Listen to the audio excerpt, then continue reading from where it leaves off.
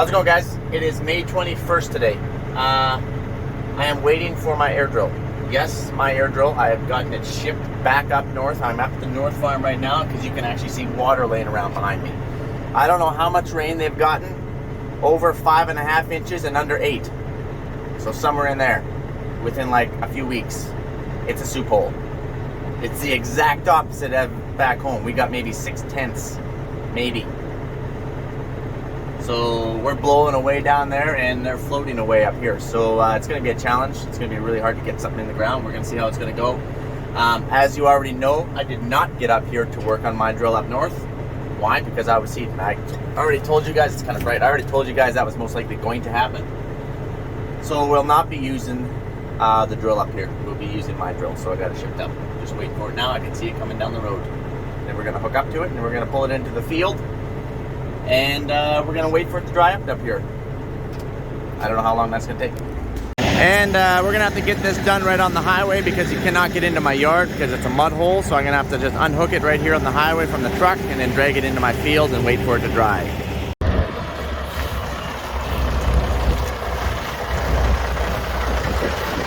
So I better get out of the way here. We're going to do a quick unhook. Block off one grid road here for about a couple minutes. And backy.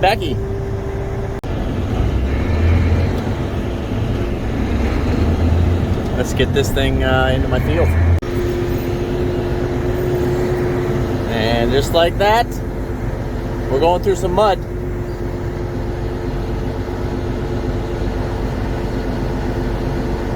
That's awesome. All right, so let's take a peek at this thing here. Just pulled it into the field. Remember we put these new floater tires on? It was actually up here last year. Went with VF tires. And obviously they can really take some roading because we've put on, well, 1,200 kilometers of highway just between the two commutes, never mind all of our moving around our 100-mile radius back home farming. And these puppies can take it. I'm pretty happy about that. The standard tires that come on there is some sort of a radio or whatever, and they actually overheat, and then they'll start to bulge, and then they rupture. In fact, Brian's tires, when we were making that 85-mile move, they were hot to the touch, and these ones were cool. Or cooler, I should say. I wouldn't say they're right cool, but they were cooler. He obviously found a little bit of mud by the look at that air cart. Because it was clean when it left. So obviously he has to take a few dirt or gravel roads to bypass some of the overpasses and so on and so forth. And it's dirty. And you guys know how Mike likes things that aren't dirty. And back here, we got these VF tires on here as well. Remember we put these new kicks on last year? Again, this would have 1,200 kilometers of highway. No, it's got more than that. These we actually put on at home before we brought them up. So these would probably actually be closer to about 2,000 to 2,200 kilometers because we put them on last year at home when we were still seeding, and then all of our moving around back home. So these puppies got some miles on them. And obviously we did bearings last fall, so I'll probably do bearings. You can see it's kicking a little bit of grease. Probably do bearings maybe up here before it goes back south, or maybe I would risk it and take it back south and then do bearings, but we'll see how that goes. Yeah, got a little bit of mud and stuff. Oh well.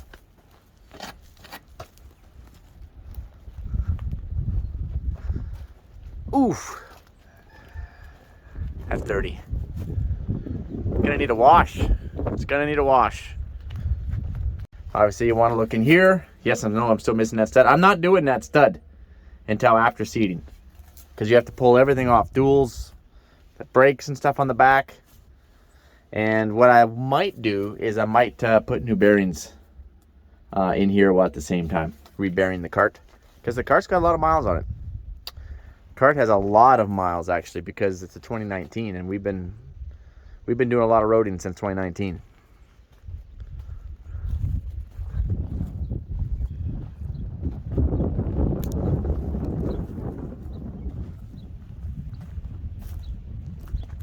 Conveyor is strapped down. Remember last year it did hit up, we hit a pothole. We as in the driver, and hit a pothole, and the conveyor popped out, and it swung it out and wedged it into the ditch. So then remember we did the 1050 rescue. I actually did a video on that, so if you haven't watched it, I'll throw it in the description of this video. Looks like this latch came off. I don't know if it came off. Did I lose the whole latch? Ah, I lost the whole latch. Oh, I see. Well, I'm gonna need a new latch. So there's a little bolt right there, and that bolt obviously either broke or came loose. I'm gonna need one of those. Good thing I noticed that. That's what we're doing. We're just kind of giving this thing a once over. Boy, that belt's got some mud on it. I might have to try knock some of that mud off before we turn it on. Just trying to give it a once over to make sure that it's ready to rock and roll here. We didn't lose anything. The scale is still there. We got the cone right there still taped down. Our buckets are there.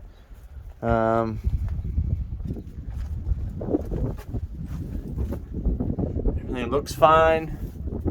We're looking for any breaks, anything that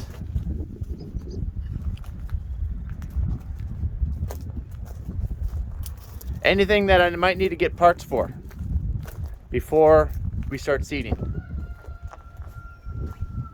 That looks fine. Obviously we still have all of our hubcaps. These bearings in here look okay.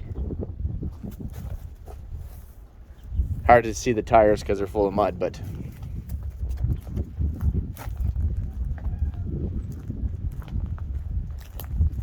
awesome. Well, that's pretty good. We only need one latch. I'm gonna pick that up before because I'm gonna be heading back to Swifty, and I'll pick up those parts and bring them back. And now that it actually quit raining, we have a minute or two. Let's take a look at this double disc again. It's just a rental. It's a heavy duty Wishick. It's fairly new. Just barely got the paint wore off the blades. It is too wet to work ground yet. My 2-track should be arriving pretty quick, so stay tuned for that. Here's the 724. This is also a new arrival. No, not the 724, but this cultivator. So this is basically a Frigstead cultivator. I know it's supposed to say Flexicoil there, Flexicoil bought Frigstead or whatever back in the day. This is a Frigstead cultivator. It's an older one. It is a whopping 30 feet. This is the newer series, but not the newest series, because the hitch on this is obviously not pivoting. So that can tell you its age right there. On the newer ones, they have a floating hitch. But this is still on the newer side because it has the open shanks. Open shanks basically means that you can actually get into this bolt, which is commonly broke, which holds on your shank here. Okay, this is just a chisel plow is all this thing is. On the old ones, it had a cap on it, and you had to work in through here, behind here. Now it's kind of painted. But also on the older ones, they had smaller U-clamps on the 4x4. So this is the upgraded, has the heavy U-clamps open so you can get in here. Also on the older ones, it did not have that cast around the head right here. You actually had to put a wrench on it on the older ones. What else? Try not to hit my head here. You cannot work around a Frigstead cultivator, or probably any cultivator for that matter, without hitting your head multiple times. As you can see, we had to pull the shanks off the back because this thing got hauled here. No, I didn't haul it. I got it custom hauled here. And to back it on, they had to pull those shanks off, and they are in the loader of that tractor. I have not used this thing. It's obviously very used. But it's in pretty good dang condition. The harrows are quite wore out, but that's okay. I'm also going to be using this to break grass. So we're dang near ready, guys. We just need it to dry up here a little bit. Mike, are you saying you're going to pull this little 30-foot with a 724? Yes, I am. That is the plan. And then I might put the 1167 on the disc and keep the John Deere on the drill. Mike, why would you do that? Well, I don't know. I'm not saying that I will. I am thinking about it because it's wet and it's muddy up here. We all know that 2-tracks do not do well in the mud. So why even put myself in that situation when I have an articulated tractor right here and I haven't run a John Deere yet this year? Brian and I were unable to switch out. So this is my opportunity. I'll hop in the 9620 and give it a whirly bird, see how it pulls compared to the 2-track. And speaking of 2-track, a couple hours later here, look what just arrived. Perfect.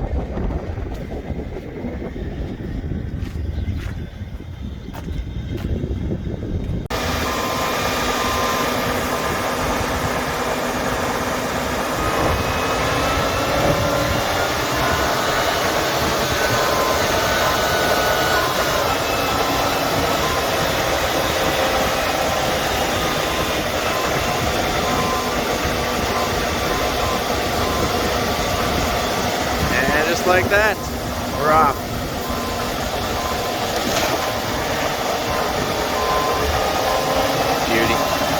Beauty. And just like that, we're heading down this little road to driveway to our yard. Got it offloaded because obviously we can't take a semi down into the yard and get turned around because our yard is literally in the middle of a field.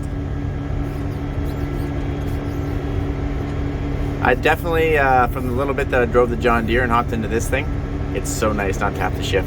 Just saying. They both have their pros and cons though. That's why I probably won't use this one on the drill because it's not going to do good in the mud and sloughs.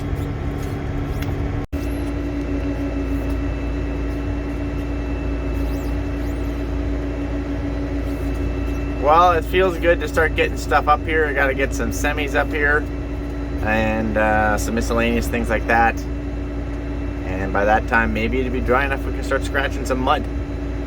Who knows? I'm gonna wing this drill up and get it out of the way because we're not gonna use it. Oh, sorry, I almost knocked the phone out of my hand. So I'm just gonna back up to that. We got a lot of landscaping to do because we got a slough in the middle of our yard. That's the reason why we don't have pit run and gravel, you guys. You're like, how come we don't have pit run? How come we don't have gravel? What the heck is going on? Well, it's because we're not done landscaping. And I don't want to have to come in here and with scrapers and stuff and scrape up all my gravel and pit run. That's kind of counterproductive. So once the yard is drained, scraped, landscaped, then we'll put pit run down for a base, then we'll put crush down on top of it. Then we'll build ourselves a road in here so we can, get in here and out. So these are all things to come. We're literally just starting this yard, this farm, from scratch, out of nothing. So it's literally we're just trying to get it together. All right. Definitely easy to tear up the yard. It's a little wet out here. We got a little ways to go. We're gonna get there. I guess while we're introducing equipment, just picked up this 40-foot Degaman Pro Till. It's not new, but it's like new. It's hardly seen any acres. You can always tell how many acres a Pro Till is seen by evaluating the size of slop in the hitch. And there's just a little bit of wear here and very, very little. Basically brand new. We did put new blades on it. Mark, one of my neighbors, he actually threw those blades on there for me because I was seeding. So thank you, Mark.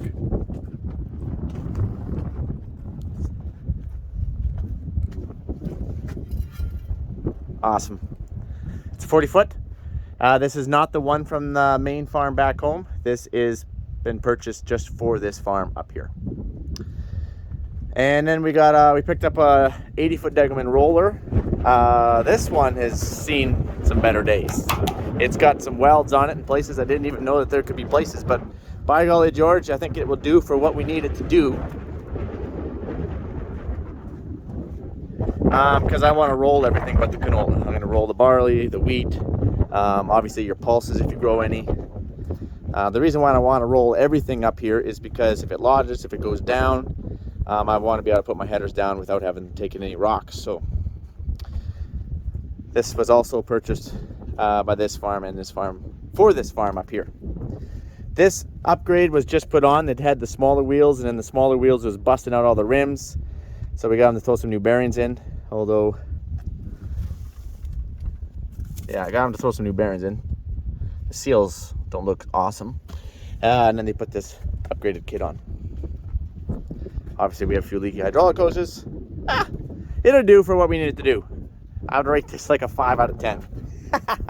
The Pro Tail, though, is like a 9 out of 10. Okay, yeah, we got this figured. You guys got it. I'm going to let you go. And I'll catch you on the flip side. Yep, got it. Okay.